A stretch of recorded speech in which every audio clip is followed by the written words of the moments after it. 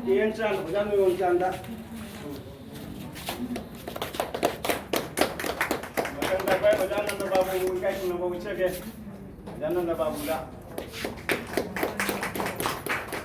Maganda ba, Salam Hirajin, bagi may bagi Chief Advisor, Milaw Gisu President Assam. Hirajin po kahit kung nababutsag eh.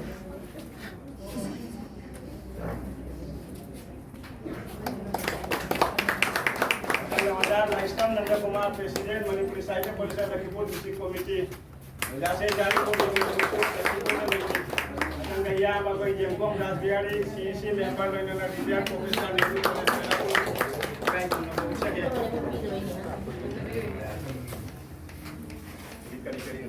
Sudah menjadi. Dulu saya tu kau senang senang meeting kau panggil. Aduh su question yang ada actually. Kalau hujung apa na tahu betul senang saya WhatsApp group ama hai ko. WhatsApp group dah discussion kau boleh tudung cawan mana logo. Aku ni tiap tahu jauh ibu Manipuri media school ye request na aja tu ye. Aduh ki association nama di lagi kan di hai. Aduh ki association ni WhatsApp group ka lagi lah. School में यहाँ like पंक्ति है जिक्शु। लेकिन मेरे phone में like से school में यहाँ दा पंक्ति में याव याव। पंक्ति पंक्ति से हाजियो। साइटों को ऐसा ले, लेवा आमशु ले, अजा कोई माइफा ले। ओबले हमसे शेयर तो कुछ नहीं आता। अरे लेते ना तुम खांचे ले गाने में जोरों तो वाला तो तुम्हारे तो पाले। हम जो बोल रहा बुद्धि स्कूल ने का लाइक पंक्ति है। अब तो ये पोतो शेयर तो होता है। स्कूल घर हम दे लाइक साता मंगाल है लाइक अहूँ का पिरका। अभी कोई ना डिमांड तो उसे बीओ ना डीओ मतलब तो उधर में को मुझे ऐसे एशिया दिला लाइक शू दिखाई के में अब ना तो कोई ऑर्गेनाइजेशन में आम है ऑर्गेनाइजेशन में आम जो चीज़ इसे नहीं करना एशिया दिला अब कोई छात्र मशीन सिगी हे ना लाइक लोगों जाबे खुदों जाबा लाइक तबला लाइक अब कहते हैं ये लोग कहते हैं कोई ऑर्गेनाइजेशन लोग जाके अब फंग दिया जिक्शु कॉपी में फंग दिया अदू की पोस्ट करेगी नो कोई ओजासिंग सोन तो मैं खजे ओजासिंग ना हंड्रेड चाहिए आई स्कूल के साथ मंगा खक लाकने से हादी खंगोवा बीओ ना दो हादी खंगवा अदे एशिया दी ना हादी खंगवा खंगपोन दे दो आई हंड्रेड स्कूल के साथ तरा लाकनी लाई तरा पियो ना तरा पुलो लाको लाक बदो को ने वाई ना अदुगी स्कूल के हेल ना तो बे स्कूल खंगवा ना कोई वाई बजाय इवन इंग्लिश मीडियम स्कूल जो हजिक लाइक जे फंग दिया गो मिंगी से तमदुरा त प्राइवेट ना पुथोको लाइक तमदुरा मुखो जो कंफ्यूज होया खर में इंग्लिश मीडियम जो गो मिंगी से जेरोक्स तो का तम में याव यावा खर हमने प्राइवेट फोंगनबा अखोई मिलान जु फोंगी अदु खर लौये नतगा अतोपा पब्लिकेशन नि खर लौया अखोई एजेंडा दी इंग्लिश मीडियम सु मणिपुरी एमएल जावबसे हंदक चाहिदगी चमाना तमगदमी सिनियाबो अदुदी हयेंग मेट्रिक तो चमाना सेवा ज्ञानदा लेबांगांग सिंदो चमाना मेट्रिक थानियाबो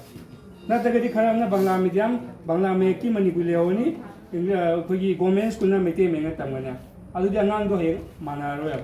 अदु मानारतबुना कोना दनी वालक तो गार्जियन अमसुंग माय आंगांगदुवा अदो हौजिकदगी हंदक चैरिगे को याम कना इंग्लिश मीडियम स्कूल मणिपुरी एमआई जावबा सिंजु प्रपोज तोई मेटे में यावन गोन अयामबदी यावल खरा अमा कंफ्यूज तैन लई सेशन हौजंगरे अदु तोरे अदु मा मथंग सहिदा क्लास 2 का क्लास 1 गदि नमफु द जावनबगी प्रोसेस लाकने मराना न कोई ओजा एमपीसी की चेयरमैन कोई क्लास 2 की लाइक से असामीज से पीरिया असामीज ना पीरिये मेटे मेटे इथोक्तो मिको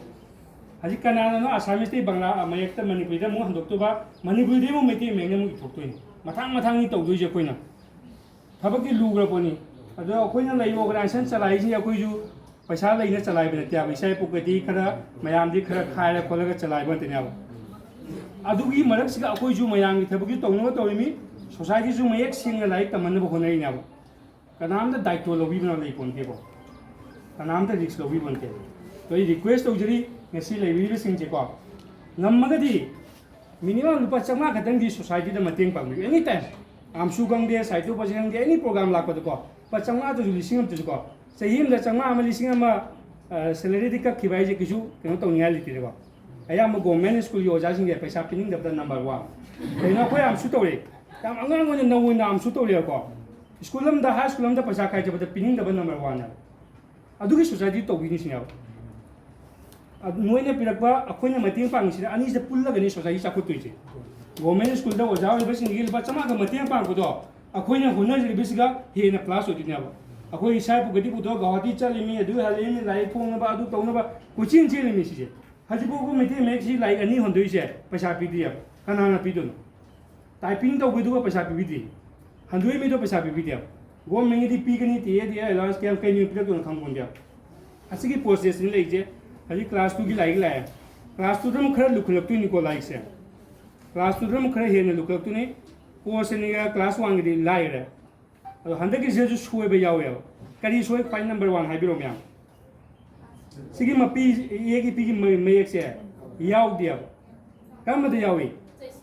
अंक गी दे यावे मैथमेटिक्स की को कई दो लिटरेचर जाव गदम या अदो अखोई या सोयबा अखोई या सोयबा हाइतारे अते अखोई या सोयबनी अखोइना पिखत पदुगने मयक सेंगना कोइना हायौद्रबा असिगी पोस्टल लिटरेचर दा हाकदमी हाइना लिटरेचर दा हाकदमी हाइदना एनी लाइगम दा हापचलो हाइदोखरा ऑन टेलीफोनिक दा अदो माना अंक दा हापचंगरा प्रिंटिंग लो अदुनी सोइसि को अदुगी पोस्टना अदो हंदकी पब्लिकेशन दा अदु अमु अखोई लिटरेचर दा हामनबा होननबा अखोई हाइनरनी सीआरटी दा को अदो क्लास 2 लाए मतन क्लास 3 लानी दुम तम तम तम वांखलानी को वांखलिंगे लुखलकनी को अदो सिगी ट्रेनिंग सिदी गवर्नमेंट दा कोइना यामकन हाइजे बदगी 5 डेज ट्रेनिंग ऑर्गेनाइज तौबिरे मतुंग ताबदी अमुखना री तौकने खंगदे लेहौनी बा तमहौदबा सिंदी अदुगी दे कोइ यामकन हाइने दे कोइ यामरो बिंदो साइटु बसन इने कोना अदुगी दुदी री तौपजे अदु अमुबु अयामबा ngasi yawe singijo अखोई अंडर द डिप्लोमा तौगिबंग दा याम यावे डिप्लोमा दु सुदुम मयक सिंगल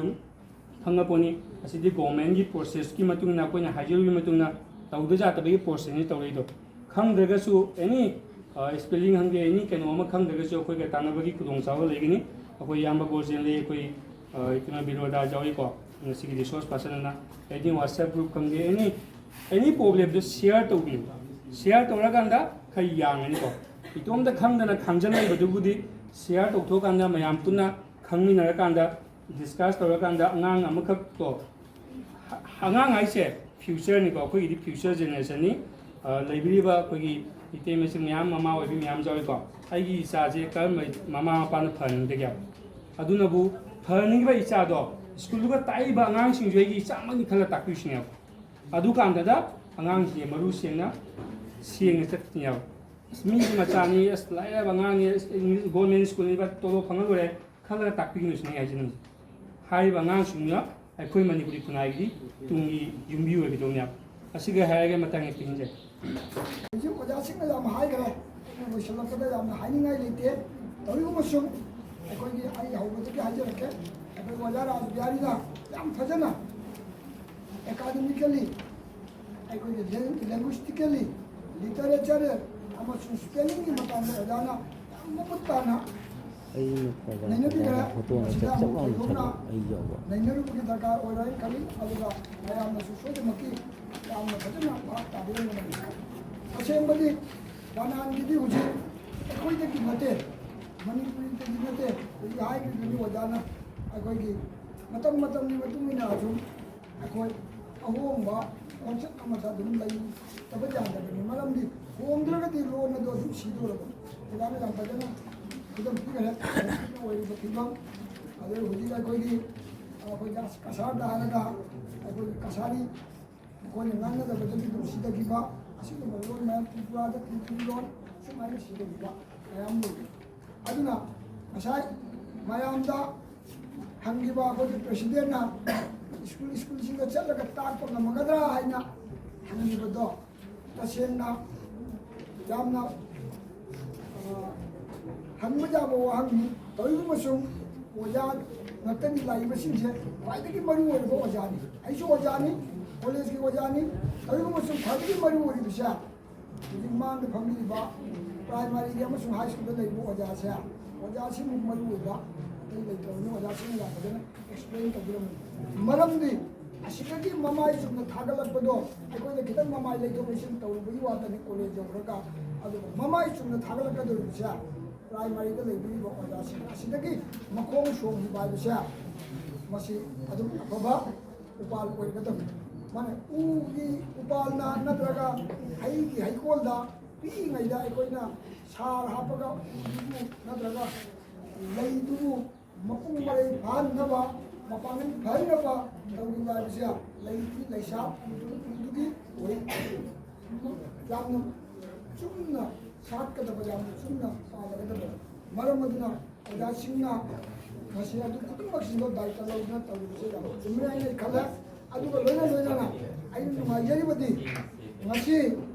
ꯑꯣꯖꯥꯁꯤꯡꯅ ꯂꯥꯛꯄꯤꯔꯤꯕꯁꯦ ꯍꯥꯏꯔꯤꯕ ꯃꯁꯤ ꯑꯩ ꯇꯁꯦꯡꯕꯗꯤ ꯑꯣꯖꯥꯁꯤꯡꯗ ꯅꯦꯒꯦꯇꯤꯚ ꯑꯣꯏꯅ ꯈꯟꯕꯤꯌꯨ ꯑꯩꯈꯣꯏ ꯃꯌꯦꯛ ꯑꯁꯦ ꯑꯣꯖꯥꯅ ꯌꯥꯝ ꯐꯖꯅ ꯍꯥꯏꯈ꯭ꯔꯦ ꯃꯅꯤꯄꯨꯔꯗ ꯀꯔꯝꯕ ꯆꯍꯤꯗ ꯄꯤꯈꯤꯕ ꯑꯁꯥꯝꯗꯅ ꯀꯔꯝꯕ ꯆꯍꯤꯗ ꯐꯪꯉꯛꯄ ꯃꯁꯤꯗ ꯃꯩꯐꯥ ꯃꯅꯤꯄꯨꯔ ꯁꯥꯍꯤꯇ꯭ꯌ ꯄꯔꯤꯁꯠ MSPCC ꯈꯦꯡꯈꯥꯡ ꯀꯌꯥ ꯒꯧꯍꯥꯇꯤꯗ ꯆꯠꯂꯒ ꯌꯥꯝꯅ ꯋꯥꯅ ꯐꯪꯖꯔꯛꯄ ꯃꯌꯦꯛ ꯇꯝꯕꯤꯅꯕꯒꯤ ꯈꯨꯗꯣꯡꯆꯥꯕꯁꯦ ꯂꯥꯛꯄ ꯃꯇꯝꯁꯤꯗ ꯃꯌꯦꯛ ꯍꯩꯍꯟꯅꯕꯒꯤ ꯂꯥꯂꯣꯡ ꯑꯁꯦ ꯑꯩꯈꯣꯏ ꯀꯔꯝꯍꯥꯏꯅ ꯇꯧꯁꯤꯒꯦ ꯍꯥꯏꯅ ꯈꯜꯂꯛꯄ ꯃꯇꯝꯗ ꯃꯤꯂꯥꯜꯒ ꯃꯩꯐꯥꯒꯅ ꯌꯥꯝꯅ ꯊꯋꯥꯏ ꯌꯥꯎꯅ ꯃꯈꯣꯏꯒꯤ ꯄ꯭ꯔꯥꯏꯚꯦꯠꯂꯤ ꯂꯅꯥꯏꯒꯤ ꯑꯣꯏꯅ ꯑꯣꯖꯥꯁꯤꯡꯗ ꯑꯃꯁꯨꯡ ꯑꯉꯥꯡꯁꯤꯡꯗ ꯃꯌꯦꯛ ꯍꯩꯅꯕꯒꯤꯗꯃꯛꯇ ꯇ꯭ꯔꯦꯅꯤꯡ ꯄꯤꯕ ꯍꯧꯋꯤ ꯑꯗꯨꯕꯨ ꯏꯃꯥ ꯂꯣꯟ ꯑꯃꯁꯨꯡ ꯃꯌꯦꯛꯄꯨ ꯅꯨꯡꯁꯤꯕ ꯑꯉꯥꯡ ꯈꯔ ꯑꯃꯁꯨꯡ ꯑꯣꯖꯥ ꯈꯔꯗꯤ ꯌꯥꯝ ꯐꯖꯅ